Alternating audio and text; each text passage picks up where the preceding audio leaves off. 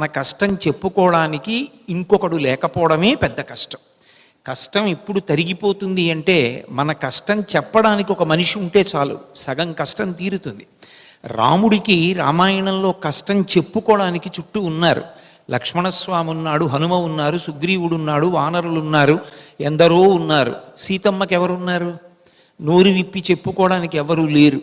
అంత కష్టాన్ని 10 నెలలు పొందినటువంటి సీతమ్మ పడిన కష్టం కన్నా నేను పడిన కష్టం పెద్ద కష్టం కాదు అన్నది మనిషికి ఓదార్పునిస్తుంది, మనిషి నిలబడేటట్టు చేస్తుంది. ఎందుచేతనంటే మృత్పిండంగా మారి కింద పడినవాడు మళ్ళీ పైకి లేవకుండా చేసేది ఇది అంటే నిస్పృహ, శోకము. ఆ స్థితి నుండి వినిర్ముక్తము కావాలి అంటే రామాయణ భారత భాగవతాది గ్రంథములను పరిశీలనం చెయ్యాలి.